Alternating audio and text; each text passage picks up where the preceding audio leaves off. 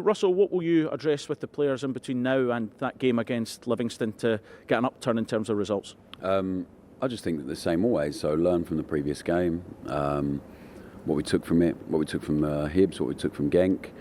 Try and improve that on certain things that can really help us, and also have an awareness of the opposition, how we can hurt them, and respect their strengths as well. So it's always the same process, and we have to be really consistent with that. So also really enjoyed the togetherness in the last two performances, the fight for each other, the running for each other, and we have to stick together and keep doing that.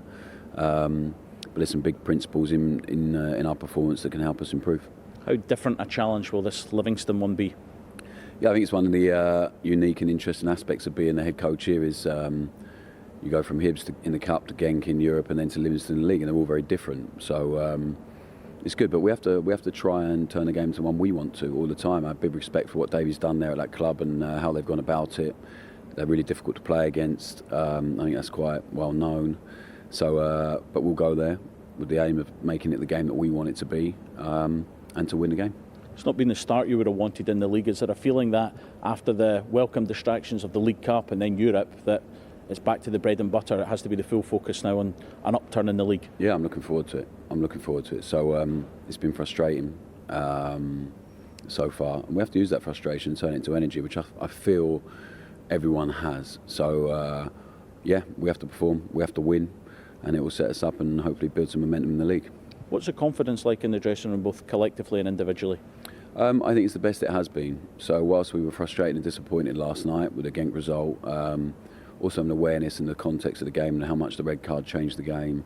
But like I said, the togetherness, the willingness to run for each other, the willingness to take the ball with 10 men, all of that will stand us in really good stead. So they're in a good place, the guys. Just to keep learning, keep trying to grow as a group, and obviously try and win football matches as many as we possibly can, as quickly as we can. Do you think now some of the players that have come in have now realised the mentality you need to have as a Rangers player, given that everything is magnified in this city? Yeah, I think there's a growing awareness and a recognition of it. But also I feel like they're starting to enjoy the responsibility, some of them we still need to help and develop and grow, but some of them really enjoying what comes with it. And a lot of them are young men as well, really young. So it will stand them in such good stead as they move forward game by game, day by day of being here, working here. So short term will be really good for them, and they need to keep stepping up and keep growing, and long term will be fantastic for them. I know you said last night you would speak to Andrew Kavanagh after the game. Did you have that conversation, and what was said? Yeah, like you guys love, I say you guys, the media love making out as if everyone is a big conversation about, is he going, is he staying, what's being said, is he being... But we just generally chat about the football club, about what we can improve, about the performance, about the next game, and it's always the same. So Kevin, it's never just me and Andrew or me, it's me and my staff, Kevin, Andrew, Patrick, all of the guys in there. We have good conversation, honest conversation, and it was the same again, so there's nothing out of the ordinary with that. Is there an acceptance from him though, and collectively from that group that you mentioned, that things need to improve quickly?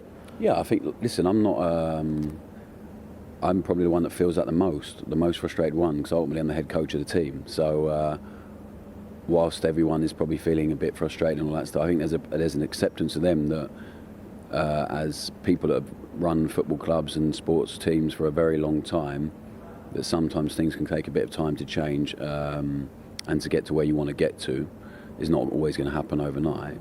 But we're all frustrated, everyone's feeling it. So like, whilst the fans are feeling it, we're inside the building, we're feeling it more than anyone, because we're the ones that ultimately have to go out and put the performance on the pitch and get scrutinised and critiqued for that. So, but we're all together. I really feel that. Everyone's been really together, really stuck together through this period. And like I said, if we can get through that period, which I really believe we will, we'll all be so much better for it.